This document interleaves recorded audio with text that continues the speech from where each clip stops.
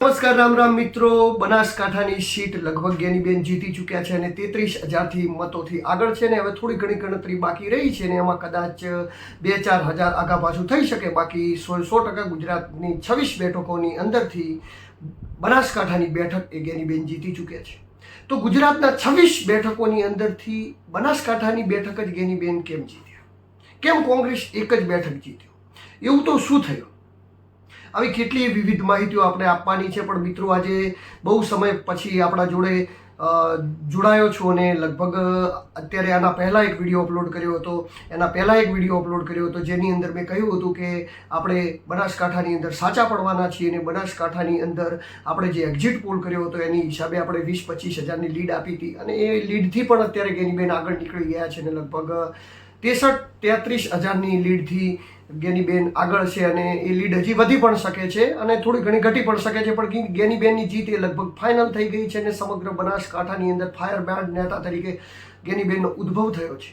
તો જ્ઞાનીબેન જીત્યા. જ્ઞાનીબેનનું જીતનું અને ભાજપના હારવા પાછળનું શું રહ્યું કારણો, એ કારણો રીતે આપણે વિશેષ ચર્ચા કરીશું. સાંજે આપણા જોડે મતદાનનો બૂથના ઓકળા પણ આવી જશે ને જે મતદાન બૂથોમાંથી ઓકળા આવી જશે એની અંદર આપણે જે કહ્યું હતું કે ધાનેરામાંથી કોંગ્રેસને લીડ મળશે, ત્યારબાદ દિયોદરમાંથી કોંગ્રેસને લીડ મળશે, ડીસાની દાંતામાંથી કોંગ્રેસને લીડ મળશે.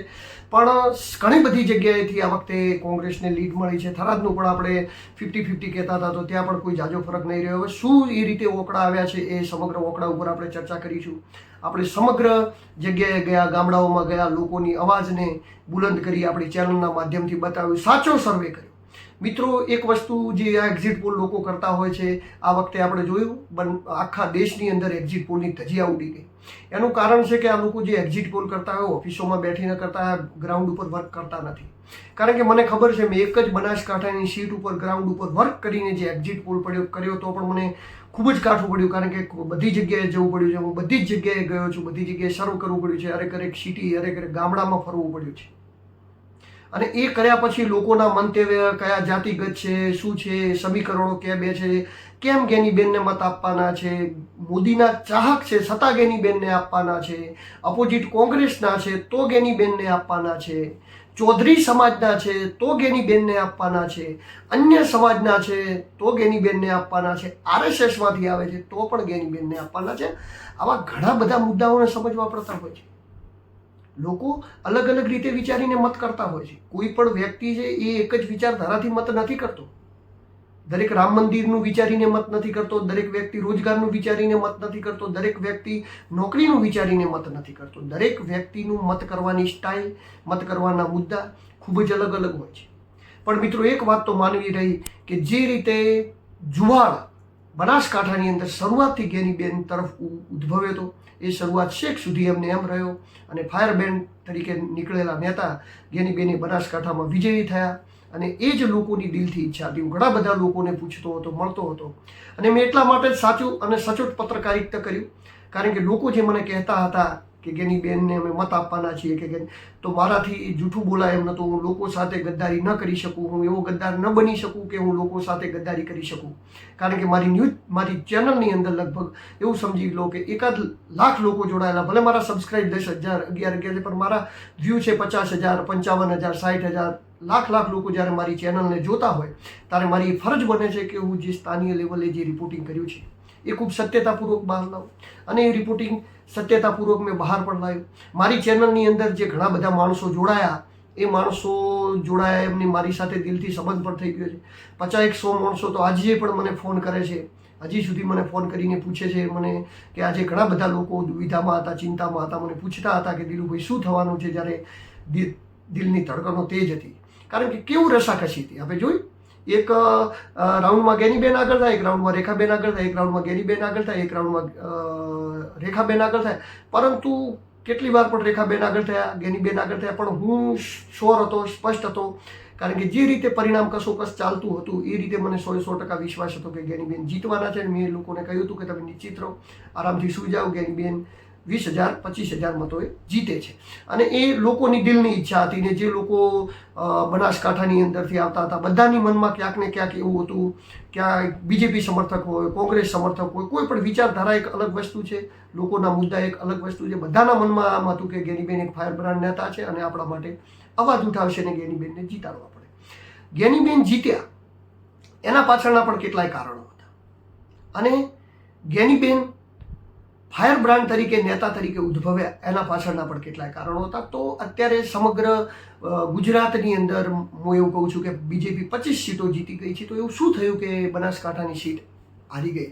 તો એની ઘણી ચર્ચા આપણે વિશેષ વિગતવાર કરવાના છીએ. પહેલાં આપણા જોડે એના જોડે ઓકળા આવી જાય, પણ થોડી ઘણી તમને એના વિશેની પણ માહિતી આપી દઉં. તો ગેનીબેન જીત્યા એના કારણો શું હોઈ શકે? ગેનીબેન જીત્યાનું એક કારણ કે ગેનીબેન એક તો લડાયક નેતા છે. બીજું, ગેનીબેનને બોલવાની અંદર ખૂબ જ સારી એવી પકડ છે. ત્રીજું, ગેનીબેને જે મુદ્દા ઉઠાવ્યા એ બેંક, ડેરી અને શંકરભાઈ ચૌધરી વિરુદ્ધ ઉઠાવ્યા.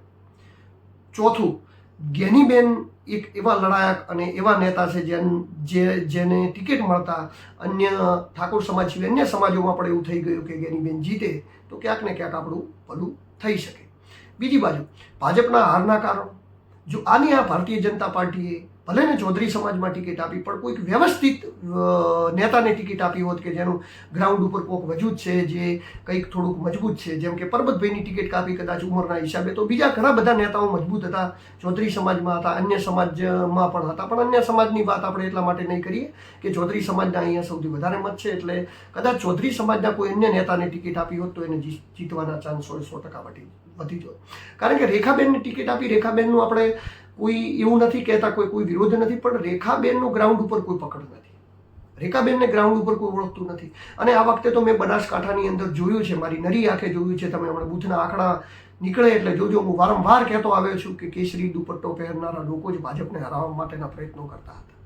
એટલે કે ભાજપનો ખેસ પહેરીને જે લોકો ફરતા હતા એ જ ભાજપને મત આપવાના નહોતા. એટલે સવાલ જ એ રહ્યો કે જે કાર્યકર્તા છે, જે મતી રહ્યા છે, એ જ લોકો જો ભાજપને મત ના આપતા હોય તો બીજા તો કોણ લોકો ભાજપને મત આપવાના? આવા ઘણા બધા કારણો હતા.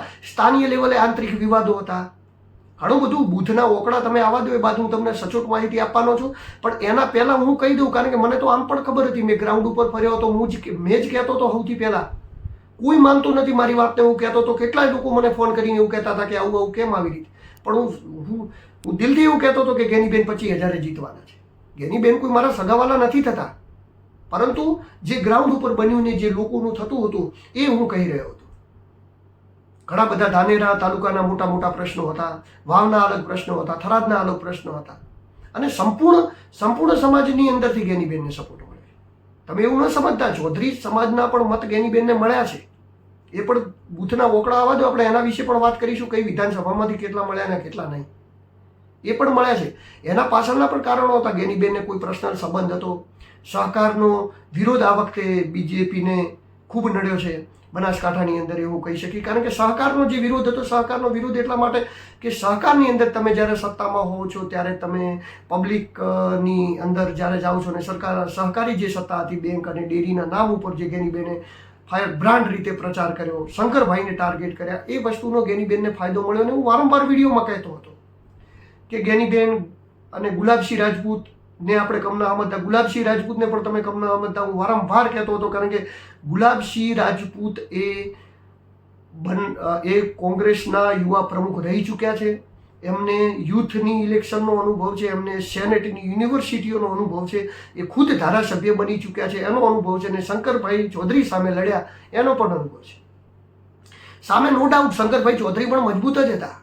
શંકરભાઈ ચૌધરી મજબૂત જ હતા, પણ પરિબળો એવા ઊભા થયા કે એ અધ્યક્ષ હતા. અધ્યક્ષ હોય એટલે પ્રચાર કરવા આવી ના શકે, અને પ્રચાર કરી ના શકે તો પ્રચાર ન કરી શકે તો વોટોનું ઇન્ફ્લુઅન્સ કરી શકે નહીં. પરંતુ જે મૂળભૂત વસ્તુ હતી એ મૂળભૂત વસ્તુ એ નથી. આપણે ગમે એટલું બૂથ મેનેજમેન્ટ કરી લઈએ, ગમે એટલું કરી લે કાર્યકર્તાઓ, પણ જ્યારે લોકો દિલથી કોઈ વસ્તુને નક્કી કરી લેતા હોય છે તો એમાં આપણે હારફાર નથી કરી શકતા. લોકોની દિલની એવી ઈચ્છા હતી, લોકોની દિલની ધડકનો એવું કહેતી હતી કે ગેનીબેન જીતવા જોઈએ. મને નવાઈ લાગતી હતી. ઘણા બધા લોકો બીજેપી RSSને 5 વાર વોટ આપેલા છે બીજેપીને. ડીસા સિટીમાંથી મને લોકોના ફોન આવ્યા છે, પાલનપુર સિટીમાંથી મને લોકોના ફોન આવ્યા છે.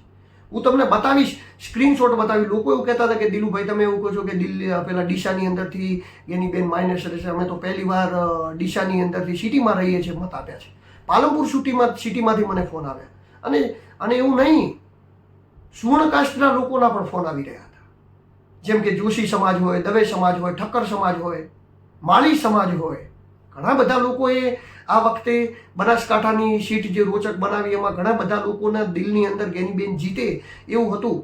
અને એનું મૂળભૂત કારણ ગમે એ હોઈ શકે, પણ મને તો એવું છે કે ભાજપના પણ 70% આગેવાનો હોય, કાર્યકર્તા હોય એવું ઈચ્છતા હતા કે ગેનીબેન જીતે. અને મેં જોયું પણ છે. હું ભાજપના ઘણા બધા લોકોને સારી રીતે ઓળખું છું. બિલકુલ નિષ્ક્રિય હતા. ભાજપ આ વખતે બનાસકાંઠામાં જેવું જોવું એ એક્ટિવ જ નહોતું. હા ઠીક છે, દોતાની અંદર અને થોડી વાવની અંદર એ લોકોએ મહેનત કરી છે. બાકી દોતાની અંદર મહેનત કરી અને થરાદની અંદર મહેનત કરી તો એ તો સ્વાભાવિક વસ્તુ છે કે શંકરભાઈ હતા તો એ જગ્યાએ મહેનત થઈ. બાકી દોતાની અંદર થોડી, બાકી બીજી જગ્યાએ એ લોકો ગ્રાઉન્ડ ઉપર નથી થયા.